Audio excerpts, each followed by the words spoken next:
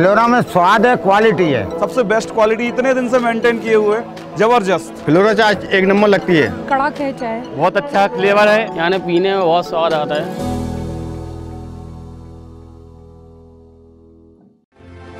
इस खबर के प्रायोजक हैं पूजा श्री डिटर्जेंट पाउडर व केक।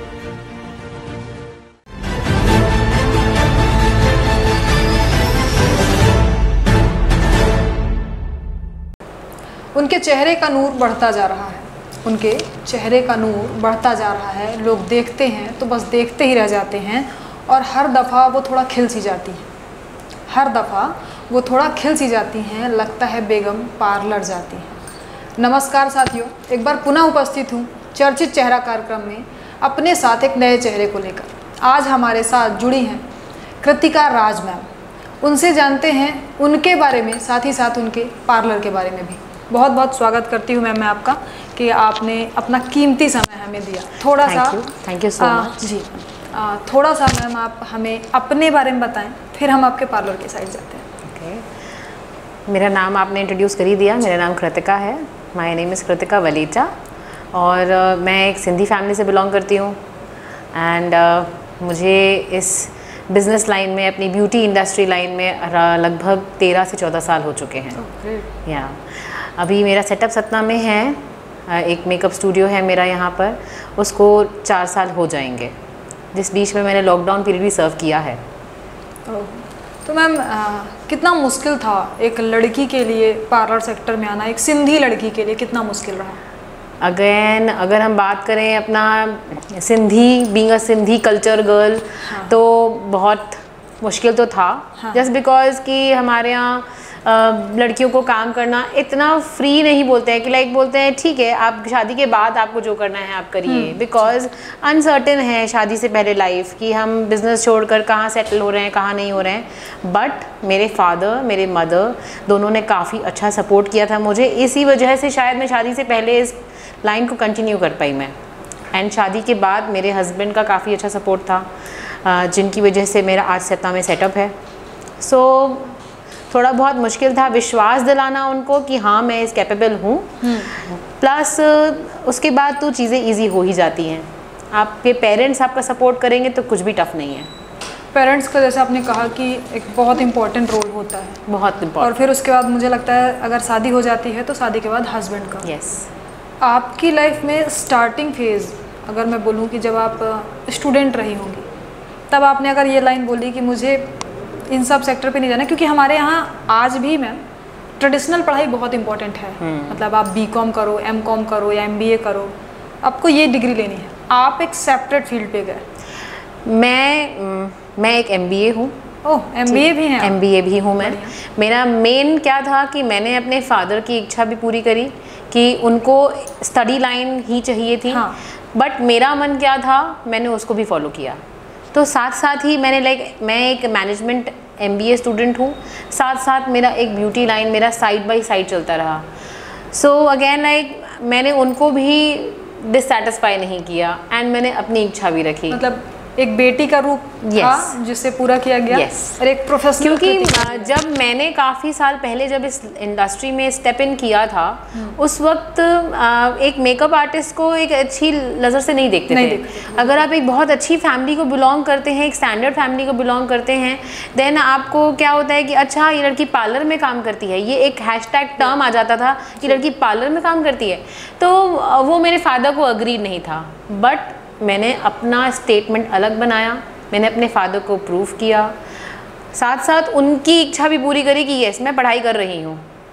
एंड मैंने उस दौरान जब तक मेरा बिजनेस शुरू हो तब तक मैंने स्कूल में एक टीचिंग भी करी है, because my father used to say a teacher is always better post. हाँ, as a post, like as a post बात करें तो टीचर का पोस्ट काफ़ी एक रिस्पेक्टफुल जॉब है ये। सो मैंने मैथ्स टीचर के तौर पे मैंने काफ़ी साल 2 साल लगभग पढ़ाया है। सो मेरे फादर की इच्छा पूरी करी है मैंने। आप इतना मल्टी टैलेंटेड कैसे? आपने एमबीए किया कॉमर्स सेक्टर, फिर आपने पढ़ाया मैथ, और आज आप एक ब्यूटिशियन हैं। अगेन कॉमर्स के साथ मेरा मैथ सब्जेक्ट मेन था ही था, लाइक आई नेवर लेफ्ट। जैसे हम लोग अकाउंट्स करते हैं, आपको जिस पता है, तो मैथ्स हमारा लाइक टिल 10th स्टैंडर्ड तो हम मैथ्स कर ही लेते हैं एटलीस्ट, तो मेरा लाइक टिल 10th स्टैंडर्ड ही मैथ्स पढ़ाती थी मैं, बट वो भी मेरे लिए काफ़ी, मेरे फादर को बहुत हैप्पी करता था वो जॉब, तो मैं कर रही थी उनके लिए, उनकी हैप्पीनेस के लिए।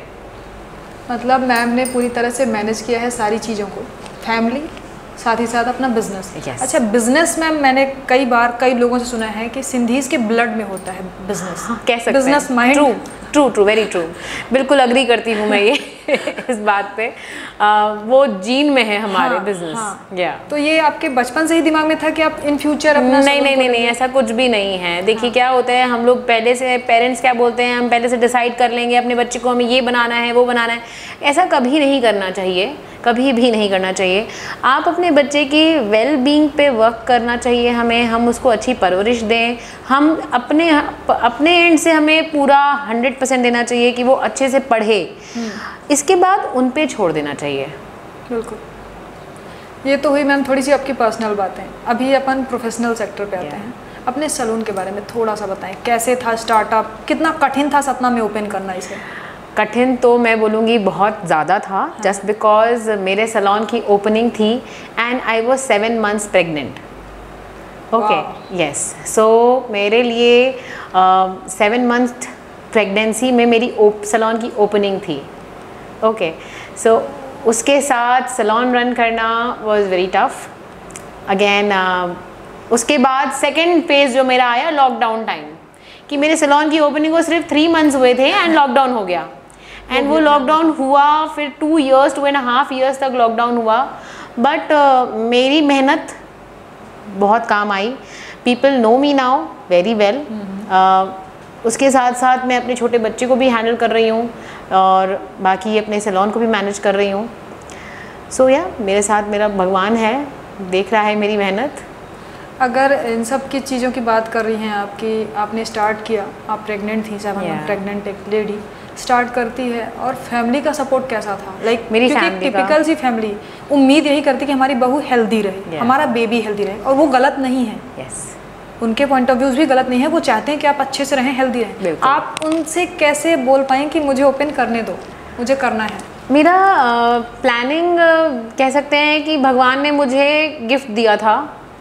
मेरे एक हाथ में प्रेगनेंसी का लड्डू था, दूसरे हाथ में मेरे सैलून का लड्डू था, तो मेरे भगवान ने मुझे बहुत सपोर्ट किया था, क्योंकि मेरी प्रेगनेंसी प्लान नहीं थी एंड इधर like my salon was getting plan, मेरे सैलून का सेटअप स्टार्ट हुआ था एंड इधर मुझे मेरी प्रेगनेंसी न्यूज़ हो गई थी मेरी।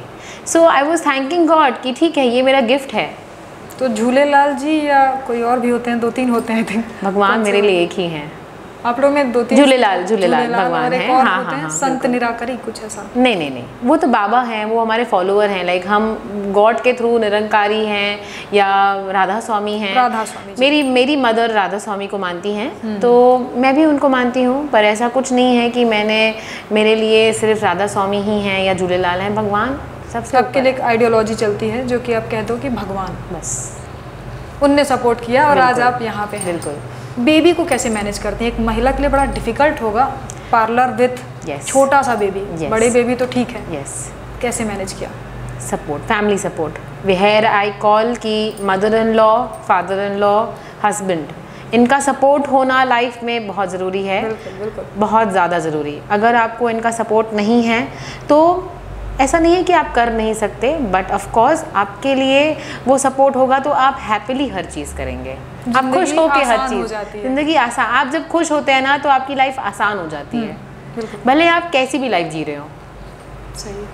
पार्लर सेक्टर पे कृतिका राज एक नया चेहरा बनकर आती हैं और आज एक रेपुटेटेड नाम बन चुकी हैं। कैसे ये मैनेज हुआ कि एम्प्लॉयज़ के साथ कैसा सेटिस्फेक्शन फील कराया आपने, या कैसे आपने गुडविल क्रिएट किया आपने? पहली चीज़ तो ये देखिए, एम्प्लॉयज़ को कंफर्ट जोन में रखिए, बिल्कुल कंफर्ट जोन दीजिए उनको, एक अपने फैमिली के जैसे फील करवाइए। आप उनको अगर बॉस के जैसे फील करवाएंगे ना, तो मुझे नहीं लगता कि जैसा मेरा फेस था, मेरी प्रेगनेंसी थी, फिर सिर्फ हार्डली 3 महीने के बाद मैं अगर 1 महीने की छुट्टी पे चली जाऊँ तो स्टाफ इधर उधर हो जाता है, पर मेरा स्टाफ नहीं हुआ इधर उधर, जस्ट बिकॉज कि मैंने उनको 3 महीने में ये इतना फैमिली बिहेवियर दे दिया था कि वो मुझे टिल डेट कोई मुझे छोड़ के नहीं गया। जो मेरा स्टाफ डे 1 से है वो मेरे साथ है। सो मैनेजमेंट होना एक तरह से मेरा MBA शायद काम आ गया मुझे। बिल्कुल बिल्कुल, मैं ये बोलने ही वाली थी कि एक तो पढ़ाई काम आई फ्यूचर। ऑफ कोर्स बहुत ज़रूरी है। आप पढ़ाई नहीं करेंगे अगर अच्छी, तो आप बात करने का कॉन्फिडेंस नहीं रख पाएंगे इतना अच्छा। किताबी ज्ञान एक सेपरेट है बहुत, बट आपकी पर्सनालिटी बननी चाहिए। यस। जैसे आपने बताया कि आपने एम्प्लॉयज़ को एक माहौल दिया फैमिली वाला, बट समटाइम मुझे ऐसा फील होता है कि थोड़ा सा स्ट्रिक्ट होना भी ज़रूरी होता है। हाँ, वो कैसे मैनेज करती हैं आप? स्ट्रिक्टनेस होना बहुत ज़रूरी है। जैसे हम अपने बच्चे को हैंडल करते हैं, हम बच्चे को प्यार भी करते हैं, स्ट्रिक्ट भी होते हैं, ठीक है। तो सिमिलरली हमारा हम इतना भी स्ट्रिक्ट नहीं हो सकती कि किसी क्लाइंट के सामने हमारे स्टाफ को एम्बैरस फील हो। आप पहले से आप अपने स्टाफ को इतना अच्छे ट्रेन करके रखिए कि आपका क्लाइंट कभी उनसे नाराज़ ही ना हो, तो ये बात कभी ख़राब होगी ही नहीं। क्लाइंट की बात आपने की मैम, कई बार अजीबोगरीब क्लाइंट्स आते होंगे आपके यहाँ भी, जो एकदम पूरा पार्लर हिला देते होंगे। मतलब ऐसा आपके एम्प्लॉयज़ को ऐसा फील होता होगा कि मैडम ही हैंडल करें, ये मैडम कब जाएंगी, मैडम देख लें जो भी हैं और जल्दी से जल्दी ये मैडम चली जाएं। ऐसा कोई इंसिडेंट आप शेयर करना चाहें? नाम मत लीजिए। इतना साल हो गए हैं इस लाइन में मुझे, तो ऑफ कोर्स ऐसे बहुत क्लाइंट्स आते हैं हमारी लाइफ में, एकदम आए और पूरा पार्लर हिल चुका है। बिल्कुल बिल्कुल। तो बहुत बार तो क्लाइंट ऐसे होते हैं कि हमने यहाँ पे अपना पैसा रखा था, मेरा पैसा यहाँ से गिर गया, उठा लिया किसी ने हमारा पैसा। हाँ। तो बहुत सारे ऐसे क्लाइंट्स आते हैं। बहुत ऐसे क्लाइंट होते हैं कि भले वो हमारी सर्विस से खुश होंगे, बट उनको क्या लगता है कि हम डिससेटिस्फैक्शन दिखाएंगे तो हम अपने पैसे बचा लेंगे कि आपकी सर्विस मुझे बिल्कुल अच्छी नहीं लगी, बिल्कुल अच्छी, आपका मेकअप मुझे बिल्कुल अच्छा नहीं लगा, आपको मेकअप, हाँ, हमारी टर्म्स एंड कंडीशन बिल्कुल क्लियर हैं, आपको मेकअप नहीं अच्छा लगा ना, आप चेहरा धो लीजिए अपना और आप जाइए, हम आपसे 1 रुपया भी नहीं लेंगे। हाँ। चेहरा क्लाइंट धोने को जब तैयार ही नहीं है तो मतलब यही है कि like they are just for the heck of it, वो बात कर रहे हैं कि पैसा ना देना पड़े। लेकिन ऐसा बहुत रेयर ही क्लाइंट होता है, बहुत ही रेयर क्लाइंट होता है। अदरवाइज सतना के लोग बहुत अच्छे हैं, नो डाउट हैं। कई बार अच्छे क्लाइंट्स भी मिलते हैं, कई बार ख़राब क्लाइंट्स मिलते हैं, और डिपेंड करता है कि पर्सन कैसा है। मेरे सारे क्लाइंट जितने भी क्लाइंट्स हैं स्पेशली सतना के, वो सभी बहुत अच्छे हैं, मेरे बहुत क्लोज हैं सारे। मैं सतना में किसी को नहीं जानती थी, जस्ट भी मेरा जो प्लेटफॉर्म है उसके थ्रू ही लोग मुझे जाने और मैं उन्हें जानी हूँ। और मेरा किसी से कोई पर्सनल रिलेशनशिप नहीं है और ना ही मैं बहुत सोशल हूँ सतना में। अच्छा, आप सोशल? बिल्कुल भी। आप कहीं भी मेरे सोशल गैदरिंग में मेरा नाम कभी नहीं सुनेंगे। सो बिकॉज बोलते हैं ना, कहावत है, मुल्ला की दौड़ मस्जिद तक। हाँ। या फिर मैं बिल्कुल जस्ट रास्ता मेरा फिक्स्ड है, घर से सलोन, सलोन से घर, जस्ट बिकॉज शायद हो सकता है कि मेरा बच्चा बहुत छोटा है, मैं टाइम उसको देना चाहती हूँ। टाइम ही नहीं है आपके पास कि आप सोशल हो सकें। यस। सो शायद सोशल इसलिए नहीं हूँ मैं अभी। और ये मुझे लगता है कि ज़रूरी है, फैमिली टाइम नहीं देंगे तो एग्जैक्टली हम अपने फैमिली को टाइम नहीं देंगे, अपने बच्चे को टाइम नहीं देंगे, तो बात नहीं बनेगी। हाँ। अगला सवाल जो मैं आपसे करने वाली हूँ वो ये कि जैसा आपने कहा कि सतना के लोग बहुत अच्छे हैं, तो कई बार फ़नी इंसिडेंट तो हुए, बट कई बार ऐसे लॉयल जेन्युइन कस्टमर आपके पास भी आए होंगे जिनने आपको प्रॉपर वे पे फीडबैक दिया होगा, और ये आपको ऐसा कहूँ अगर कि आपको प्रॉपर फील हुआ होगा कि यस, ये करने के लिए मैंने पार्लर ओपन किया था और यही तो मेरा जुनून है, ऐसा कभी कोई फीडबैक आप शेयर करना चाहें तो? ऑफ कोर्स मेरी ब्राइड थी एक जी, जिनको मेरा सेटअप नहीं था सतना में, एंड मैंने सतना में उनका फिर भी एक मेकअप कवर किया था। उनका wedding was in Khajuraho. Okay. So मैंने उनका मेकअप कवर किया था, जहाँ पर लोग 3-4 साल पहले या स्टिल आज की डेट में भी दिल्ली से, मुंबई से मेकअप आर्टिस्ट बुलाते हैं उनका वेडिंग मेकअप कवर करने के लिए। तो जब मैंने उनका मेकअप कवर किया था तो उन्होंने मुझे एक बात बोली थी, कृतिका मैंने तुमको बुक तो किया है, मेरा विश्वास मत तोड़ना। मैंने कहा डोंट वरी, आपने ट्रस्ट किया है ना, आप ट्रस्ट कीजिए, क्योंकि उन्होंने कभी मेरा नाम नहीं सुना सतना में, किसी ने मेकअप नहीं करवाया सतना में, डायरेक्ट उन्होंने मुझे एक ट्रस्ट के तौर पे बुक कर लिया है। सो जब उन्होंने मेरा काम देखा तो टिल डेट वो बोलते हैं कि जिन को मैंने बोला है कि इन्होंने मेरी बहू का मेकअप किया था या क्या, मैं आज तक बहुत खुश हूँ, क्योंकि मुझे किसी और शहर से किसी बंदे को नहीं बुलाने की ज़रूरत पड़ी। मैंने अपने ही शहर से एक बंदी को बुक किया है जिसका लेवल मैं देख रही हूँ दिल्ली के काफ़ी आर्टिस्ट से भी काफ़ी ऊपर है। ये अपने आप में एक बहुत बड़ा फीडबैक। एग्जैक्टली क्या होता है जब हम एक मल्टी मेट्रो सिटी से एक आर्टिस्ट को बुला रहे हैं जो दे आर टेकिंग 1.5 लाख रुपए एक मेकअप का लेते हैं। बिल्कुल लेते हैं। आप जब उनके लेवल से एक अपने काम को मैच करते हैं ना तो काफ़ी अच्छा लगता है, सुन के बहुत अच्छा लगता है। जब आप एक सेलिब्रिटी मेकअप आर्टिस्ट से आप अपने काम को कंपेयर होता हुआ सुनते हैं कि आप बहुत अच्छा कर रही हैं, हाँ। मैं इतनी लकी हूँ कि आपसे मैंने मेकअप करवाया, तो ऑफ कोर्स कानों को बहुत अच्छा लगता है सुन के। तो ऐसा लगता है कि ठीक है, अच्छी बात है, मैं सतना में आई हूँ तो अब लोगों को एटलीस्ट बाहर के आर्टिस्ट को यहाँ बुलाने की ज़रूरत नहीं है, सतना मैं उनके लिए अवेलेबल हूँ। बिल्कुल, ये अपने आप में एक बहुत बड़ी अचीवमेंट भी है मैम। एक सवाल जो मेरे जहन में अभी आता है कि काला रंग गोरा रंग आपने सतना में फील किया होगा ये कॉन्सेप्ट। अगर मैं किसी लड़की या किसी लड़के की बात करूं तो थोड़ा सा अनकंफर्ट होते हैं अपने कलर टोन को लेकर। ये पार्लर सेक्टर में कितना आपको दिखाई दिया सतना में? ऑनेस्टली स्पीकिंग सतना में तो फिर भी बहुत कम है ये। क्यों? क्योंकि मैं देख रही हूँ कि सतना के जो यंगस्टर्स हैं या जो बड़े भी हैं उम्र में, उनको अपने तौर तरीके और अपना सिंपल टेस्ट बहुत पसंद है। ओके, बट रही बात कलर कॉम्प्लेक्शन की तो ऑफ कोर्स लोगों को ये है कि भाई मुझे गोरा कर दो। हाँ। अब मैं उनके लिए एक ओपिनियन है मेरी तरफ से कि प्लीज़ अपने आप को, आप जो हैं आप उसमें ही खुश रहिए। हमारा काम है आपकी ब्यूटी को एनहांस करना, ना कि आपको चेंज करना। बिल्कुल। ओके, सो अगेन आपका कलर डार्क है तो हम आपकी डार्क ब्यूटी को एनहांस करेंगे, ना कि आपको बिल्कुल गोरा करके आपको एनहांस करेंगे। आपको गोरा कर दिया तो आपको तो हमने बदल ही दिया ना, आपकी पर्सनालिटी ही चेंज कर दी। बिल्कुल बिल्कुल सिंपल। अच्छा, एक चीज़ और मैंने ऑब्जर्व किया है, कई बार जो लोग सामले दिखते हैं वो ज़्यादा सुंदर फेस। ऑफ कोर्स, बिल्कुल। क्यों? क्योंकि उनके फीचर्स बहुत स्ट्रॉन्ग होते हैं। हाँ। काफ़ी स्ट्रॉन्ग, इतने स्ट्रॉन्ग होते हैं उनके फीचर्स कि हमें जितना फेयर कॉम्प्लेक्शन पे मेकअप करने में मज़ा नहीं आता जितना हमें डार्क कॉम्प्लेक्शन पे मेकअप करने में अच्छा, मज़ा ये आता है। आपके साथ भी है? ऑफ कोर्स लाइक आप पहले आप 10-20 इयर्स पहले जब सिर्फ celebrities were like doing tan makeup या फिर sun kissed look, now everybody want to have that look. जो नेचुरल है उसको हमको क्रिएट करने की जरूरत ही नहीं लगती। बिल्कुल, सिंपल, नेचुरल रहो, बिल्कुल थोड़ा सा और बेहतर करेंगे। बेहतर, like see makeup is not made up, makeup is make up. आपको ऊपर उठाना, आपकी ब्यूटी, नेचुरल ब्यूटी को ऊपर उठाना, मतलब क्या है? Make up, simple. बिल्कुल, ये बहुत बड़ी और बड़ी कॉन्सेप्चुअल बातें की आपने। अगर मैं आपसे बोलती हूँ कि लड़कों में इसका चलन कम है, कितना सच है ये?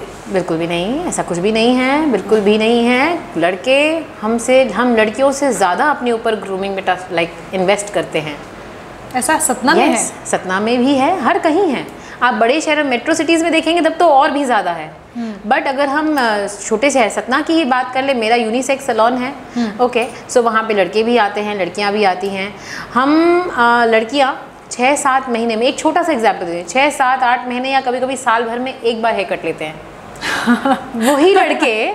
वही लड़के महीने में कम से कम 2 बार या कुछ जो थोड़े बहुत ज़्यादा फिनिकी हैं वो 3 बार हेयर कट बियर्ड ले लेते हैं। बिल्कुल, सो उनको अपनी बियर्ड, अपने हेयर बिल्कुल परफेक्ट चाहिए होते हैं। प्लस हम महीने में मैं गर्ल्स को कितना बोलती हूँ कि आप महीने में एक क्लीनअप ले लीजिए एटलीस्ट, मेंटेन रखने के लिए अपनी स्किन को। अब वही जगह अगर हम बॉयज़ को देखें तो बॉयज़ जब हेयर कट कराने आते हैं तब स्क्रब और डिटैन लेते हैं। दैट मीन्स महीने में 2 से 3 बार उनकी स्किन पे डीप क्लेंजिंग हो रही है। सो लड़के कहाँ पीछे हैं? हाँ, कहीं भी नहीं, कहीं पीछे नहीं। इवन मैं कहूँगी आगे हैं। हाँ, ऑफ कोर्स आगे हैं। आपने भी बात की कि गर्ल्स में ये चीज़ें दिक्कत करती हैं कि लाइक वो फेशियल या क्या आपने एक लाइन यूज़ की थी, एक महीने में क्लीनअप वर्ड आपने बोला कि क्लीनअप लड़के ज़्यादा प्रेफर करते हैं क्योंकि वो हर बार जाते हैं हेयर कट कराने और वो करते हैं। लड़कियाँ थोड़ा कम। क्लीनअप गर्ल्स के फेस के लिए कितना इम्पोर्टेंट होगा? Very important. हर स्किन टाइप के लिए अलग तरीके का क्लीनअप होता है। हाँ। ओके, और अलग अलग केमिकल बेस्ड या हर्बल बेस्ड क्लीनअप सेशंस होते हैं। तो आपको जो ज़्यादा सूट करे, आप अगर ऑर्गेनिक पर्सन हैं तो आप ऑर्गेनिक पे जाइए, आप केमिकली बेस्ड पर्सन हैं तो आप केमिकल बेस पे जा सकते हैं। बट केमिकल तो नुकसान करता है। ऐसा कुछ भी नहीं है कि केमिकल नुकसान करता है। हाँ, ऑफ कोर्स अगर हम बोलेंगे कि ब्लीच नुकसान करती है तो आप या फ़ायदा करती है, तो कोई भी चीज़ फ़ायदा करती है तो हम उसको बार बार थोड़ी करेंगे, राइट? हम ठीक है, ब्लीच एक कुछ टाइम तक के लिए ठीक है। क्लीनअप एक ऐसी चीज़ है, अगर आप अच्छे से प्रोफेशनल हैंड से या फिर अपनी स्किन टाइप के हिसाब से या फिर एक प्रॉपर स्किन टाइप के हिसाब से करेंगे तो बहुत अच्छी चीज़ है। क्लीनअप एक नॉर्मल महिला को कितनी बार मंथ में कराना चाहिए? इसमें भी मैं बोलूँगी कि टाइप्स होते हैं, हर किसी की स्किन के हिसाब से सजेशन होता है, बट आइडली देखा जाए तो महीने में एक बार होना चाहिए। क्यों? अच्छा, कंपलसरी कि आप करोगे तो आपका फेस और बेटर होगा? Yes, of course. सिर्फ क्लीनअप, लेकिन हर चीज़ की डिटेल नॉलेज होना ज़रूरी है। क्योंकि मार्केट में आजकल इतने प्रोडक्ट्स हैं, इतने सीरम्स हैं, इतने पील्स हैं कि हर कोई घर में तो सैकड़ों प्रोडक्ट यूज़ कर रहा है, लेकिन जस्ट बिकॉज मैंने बोल दिया कि महीने में एक क्लीनअप ज़रूरी है तो नहीं, ऐसा नहीं है। अगर आप सैकड़ों चीज़ें घर में यूज़ कर रहे हैं तो शायद आपको एक महीने में एक क्लीनअप की भी ज़रूरत ना पड़े। क्योंकि आप ऑलरेडी घर में इतने एक्सफोलिएशन कर रहे हैं। So it's a deep knowledge, बहुत डीप नॉलेज है इन सब चीज़ों की। एक्सपर्ट्स अगर आप कुछ नहीं कर रहे हैं, सिंपल CTM फॉलो कर रहे हैं, तो एक क्लीनअप महीने में बनता है। CTM is cleansing, toning and moisturising. Okay, CTM, yes, ये नया वर्ड था मेरे लिए भी। एक शॉर्ट टर्म है। हाँ। हमारी इंडस्ट्री के लिए एक बहुत छोटा सा टर्म है। क्योंकि CTM क्लेंजिंग, टोनिंग, मॉइस्चराइजिंग। बिल्कुल। और एक छोटी सी टिप, जो मार्केट में इतने सारे अलग अलग भिन्न प्रकार के टोनर्स हैं, रोज़ वाटर है और प्लस बहुत सारी चीज़ें हैं। अगर हम बोलें कि एक नॉर्मल हेल्दी स्किन के लिए कौन सा टोनर यूज़ करना चाहिए, आई विल टेल यू, ये कोई नहीं बताएगा। पानी सबसे बेस्ट टोनर है। Okay, water is the best toner of your skin. कैसे?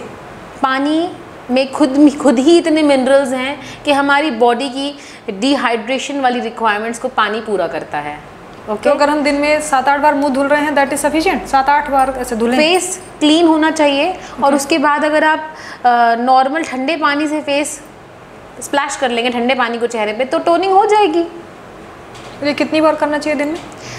जब आप फेस वॉश कर रहे हैं, एक बार आप ठंडे पानी का स्प्लैश कर लीजिए चेहरे पे। फेस वॉश की अपने बात की है, मुझे बहुत सारे क्वेश्चन आने लगे हैं मैम आपके लिए। फेस वॉश की आपने बात की, दिन में 2 बार फेस वॉश होना चाहिए। फेस वॉश कौन सा प्रेफर कर ले कोई? इतनी ब्रांड्स, इतनी वैरायटी, बहुत ब्रांड्स हैं, ऑनेस्टली बहुत ब्रांड्स हैं। हाँ। इसके बारे में हमें अलग से इंटरव्यू लेना पड़ेगा। बिल्कुल, ऐसे क्वेश्चन बढ़ते ही जाएंगे। सो अगेन देखिए, अगेन आप लोग जो भी यूज़ करते आए हैं, आपको उसको लगाने के बाद आपको स्किन पे कोई जलन, दाने, इरिटेशन या आपके स्किन के टेक्सचर में कोई चेंज नहीं आ रहा है ख़राब तौर पे, तो आपके लिए वो फेस वॉश अच्छा है। आप कोई भी ब्रांड ले सकते हैं, कोई भी ब्रांड ले सकते हैं, बहुत सारे ब्रांड्स हैं, बस ट्रस्टेड ब्रांड होना चाहिए। क्योंकि ट्रस्टेड ब्रांड पे अगर आप जाएंगे तो मैं बोलती हूँ कि वो महंगा दे रहे हैं या केमिकल वाला दे रहे हैं। अगर वो केमिकल दे रहे हैं तो वो उसमें एक अच्छा केमिकल ही दे रहे हैं। ठीक है, 2 तरीके के केमिकल होते हैं, एक bad chemical and good chemical. Okay, तो अगर आप अच्छा ब्रांड यूज़ करेंगे तो उनको अपनी डिग्निटी बहुत इंपॉर्टेंट है, तो वो अपनी डिग्निटी को लूज़ करके मार्केट में कुछ भी सामान नहीं बेचेंगे। हाँ। तो आप जो एडवर्टीजमेंट्स देखते हैं टीवी पे, आप वो कोई भी ब्रांड उसमें से एक पिक करके आप उसका सामान यूज़ कर सकते हैं। दिन में कितनी बार फेस वॉश करना चाहिए? 2 बार। फेस वॉश का यूज़ करके फेस वॉश करना चाहिए या सिंपल पानी से? नहीं, पहले आपको फेस वॉश यूज़ करना है। फिर उसके बाद ठंडे पानी से मुंह धोना है टोनिंग के लिए, पैड ड्राई करके मॉइस्चराइज़र लगाना है। ये टिप ये उनके लिए, हाँ, ये उनके लिए जिनके लिए इन्वेस्टमेंट ईजी नहीं है ब्यूटी प्रोडक्ट्स पे। मतलब जो घर बैठी महिलाएं हैं, यस, जो हर किसी के लिए ज़रूरी नहीं है ना कि वो महीने में टोनर भी खरीद रही हैं, हर किसी के लिए नहीं हो पाता है। और किसी के लिए बजट नहीं है, किसी के लिए आदत नहीं है। हम जैसे लोगों के लिए। ठीक है ना, किसी किसी के लिए आदत नहीं है, कौन इतने सामान रखेगा। हाँ। और स्पेशली जो ट्रैवल कर रहे हैं उनके लिए तो वो कहाँ तक वो सामान कैरी करके घूमेंगे। तो सिंपल पानी, ठंडा पानी फ्रिज में हर कहीं मिल जाता है, बस पानी मुंह पे डालिए और आपका टोनर हो जाएगा। और क्या, और उसके बाद आपको सिंपल सा मॉइस्चराइजर लगाइए। यूज़ करना है। इसके बाद SPF सबसे ज़्यादा इम्पॉर्टेंट है। SPF sunscreen. हाँ हाँ, सबसे ज़्यादा इम्पॉर्टेंट रोल आपका आपके स्किन केयर में SPF रोल प्ले करता है। एक कॉन्सेप्ट मैंने कहीं पढ़ा था कि कई लोग ऐसा प्रिफर करते हैं मैम कि जब हम धूप में निकले तभी सनस्क्रीन लगाएं, जबकि ये कॉन्सेप्ट गलत है जितना मैं समझ पाई। एक उसके बारे में थोड़ा सा हमारे दर्शकों को बताएं। ओके, दो तरीके की चीज़ें होती हैं SPF में, UVA UVB। आपको सनस्क्रीन हमेशा वो ही लेनी चाहिए जिसमें दोनों चीज़ें हों। ओके, आपके जितने भी ब्रांड्स के प्रोडक्ट हैं सब में पीछे कंटेंट लिखा होता है, आप उसमें बस इतना देख लीजिए UVA UVB दोनों होना चाहिए। प्लस साथ में आप अंदर घर के हैं या घर के बाहर हैं, आपको सनस्क्रीन लगानी है रेगुलर। सिर्फ सोते वक्त नहीं लगानी है, बस ये आप रूल बना लीजिए लाइफ का। ओके, तो सनस्क्रीन प्रेफर करें, मॉइस्चराइजर प्रेफर करें, दैट्स इट। अब एक जैसे अपन स्टार्टिंग में डिस्कस कर रहे थे कि बॉयज़ ज़्यादा प्रेफर करते हैं, वो अपने ऊपर ज़्यादा ध्यान देते हैं। बॉयज़ कितना पार्लर सेक्टर पे हैं आपके यहाँ, या जितने सतना में आपने जितना देखा होगा, कितने बॉयज़ एज अ एम्प्लॉय काम कर रहे हैं या as a business parlour sector को लेते हैं? मैं बोलूँगी 50-50 है। ओके, जितनी गर्ल्स हैं सैलून बिजनेस में, उतने बॉयज़ भी हैं सैलून बिजनेस में। ऑनर्स की बात नहीं कर रही, एम्प्लॉयज़ की। हाँ, एम्प्लॉयज़ की ही बात कर रही हूँ मैं। ऐसा है। हम हमारे ही स्टाफ के देख लीजिए, हमारे स्टाफ में भी 4 मेल हैं 4 फीमेल हैं। आपने मैनेज करके रखा हुआ ऐसा? हाँ, लाइक इट्स नॉट अबाउट कि मैनेज, नोइंगली अननोइंगली हो गया है कि लाइक मुझे रिक्वायरमेंट है इतनी, मुझे मेल की भी रिक्वायरमेंट है तो मुझे फीमेल की भी रिक्वायरमेंट है। बिल्कुल। सो रिक्वायरमेंट हर जगह है इतनी। हाँ, अगर आपका सिर्फ फीमेल सेक्टर है, फीमेल बिजनेस है, तो ऑफकोर्स आपको वहाँ पे सिर्फ फीमेल स्टाफ की ही ज़रूरत पड़ेगी ज़्यादा। अगर हमारा यूनिसेक्स सैलून है तो हमको वहाँ पे दोनों की ज़रूरत पड़ेगी। बिल्कुल।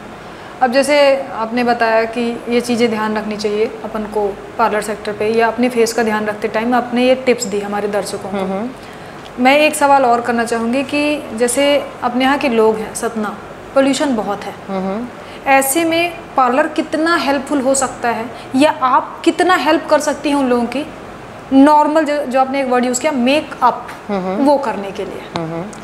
देखिए, मेकअप करने से पहले भी अगर हम कुछ भी मेकअप करते हैं तो रही बात पोल्यूशन की, तो प्लीज़ अनटाइडी स्किन पे मेकअप मत करिएगा। मेकअप को क्लीन रख के, स्किन को क्लीन करके ही मेकअप करिएगा। ओके, और मेकअप कितना हेल्पफुल है, तो ऑफ कोर्स मेकअप हेल्पफुल है, आपके पोल्यूशन आपकी स्किन पे डायरेक्ट जाने नहीं देगा। क्लीनअप कर लेना, मत करें मेकअप, क्लीनअप कर लें। क्लीनअप क्या है कि आपके स्किन पे एक लेयर नहीं देगा। अच्छा। क्लीनअप आपके स्किन, डेड स्किन, पोर्स को क्लीन करेगा। मेकअप क्या करेगा कि आपके स्किन पे एक आर्टिफिशियल लेयर देगा, ठीक है, जो डेली पोल्यूशन है वो पोर्स के अंदर नहीं जाने देगा, और शाम को जाके वॉश कर लीजिए। तो क्या रेगुलर मेकअप करना इट्स बेनिफिशियल? कोई टेंशन नहीं है, बट मैंने जितना जाना है रेगुलर मेकअप नहीं करना चाहिए। आप देखिए, इस चीज़ पे मैं एनलाइटन करूँगी थोड़ा। जब आपको कहीं भी ऐसी जगह जाना है जहाँ पर आपका मेकअप बहुत ज़्यादा स्टे करना है, तब आप सिर्फ लॉन्ग लास्टिंग मेकअप करिए, अदरवाइज़ आप वो मेकअप करिए जो लॉन्ग लास्टिंग नहीं है। क्यों? क्योंकि जितनी भी चीज़ें लॉन्ग लास्टिंग बनाई जाती है, जैसे लिक्विड लिप कलर्स आजकल ट्रेंड में हैं, हाँ। तो मैं सजेस्ट नहीं करूँगी कि लोगों को डेली लिक्विड लिप कलर्स लगाने चाहिए। Okay, foundations daily long lasting foundations नहीं लगाने चाहिए। वो बीबी क्रीम एंड ऑल जो आप बोल रहे हो, हाँ, BB cream, CC cream long lasting नहीं होती हैं। अच्छा, उनको आप वो कैरी कर सकते हैं, रेगुलर लगा सकते हैं। हाँ, बीबी का फुल फॉर्म होता है beauty benefit.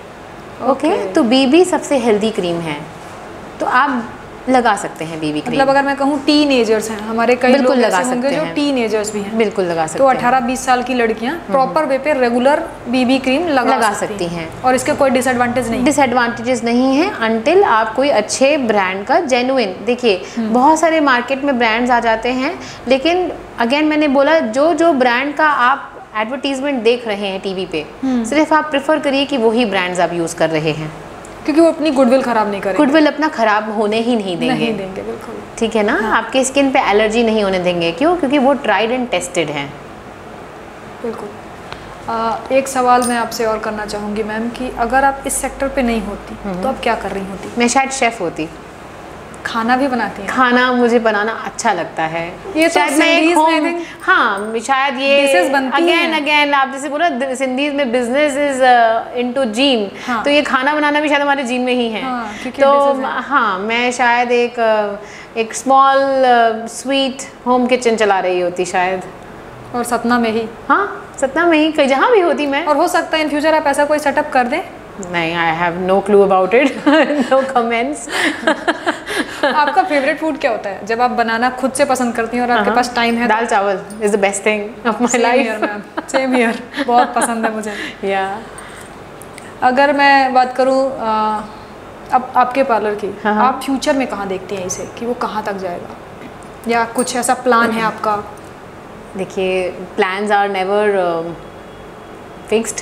Okay, of course मैं अपने सैलून को काफ़ी अच्छे लेवल पे देख रही हूँ सामने। वो तो जब होगा सब लोग देख ही लेंगे। तो कुछ ऐसा फ्यूचर प्लान करके नहीं चल रही? देखिए, मैं प्लान ये करती हूँ कि मेरा जो भी सेटअप रहे, जहाँ भी सेटअप रहे, मेरा motive is not earning money. First thing, my motive is to earn name. ठीक है, a good name, a healthy name. मेरा मोटिव है, आप अगर मेरे सैलून पे ही आप सर्विसेज लेने आएंगे तो आपको नॉन जेन्युइन ब्रांड्स कभी देखने को नहीं मिलेंगे। सो मेरा बिज़नेस पैसा कमाना का मोटिव नहीं है। मेरा बिज़नेस चलाने का मतलब नहीं है कि मुझे सिर्फ पैसे कमाने हैं। क्योंकि आपके पास पहले से बहुत पैसे हैं।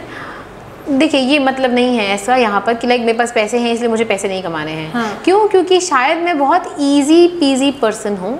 मुझे पसंद है कि लोग मेरी क्वालिटी को देखें, ना कि मेरे मनी अर्निंग मोटिव को देखें। बिल्कुल, ठीक है, सेकेंडरी है, प्राइमरी है कि लाइक मैं लोगों तक क्वालिटी पहुंचाऊं, बिल्कुल नीट क्लीन स्टैंडर्ड वर्क पहुंचाऊं। हाँ। और लोग, इसीलिए मैं बहुत पीसफुल होकर काम करना पसंद करती हूँ।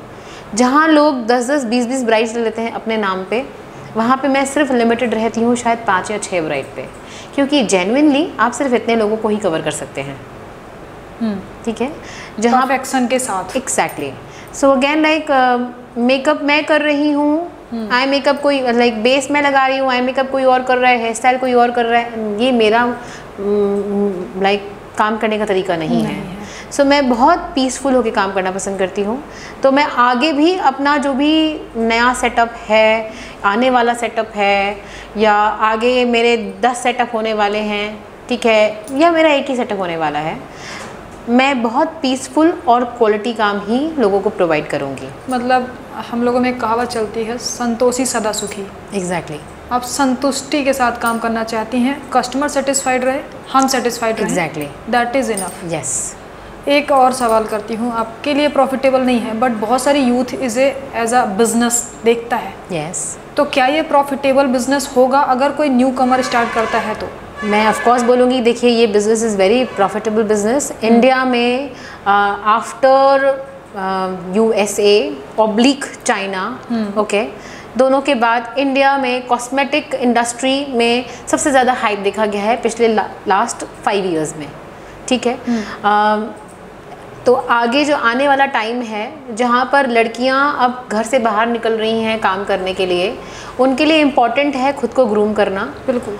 ओके, तो जब और लड़के भी बाहर निकल रहे हैं, सोशल मीडिया इतना हाइप्ड है, तो वहाँ पर उनको बिज़नेस अगर ये देखा जाए, उनके लिए इम्पॉर्टेंट है कि वो अपने इस स्ट्रीम को फॉलो करें।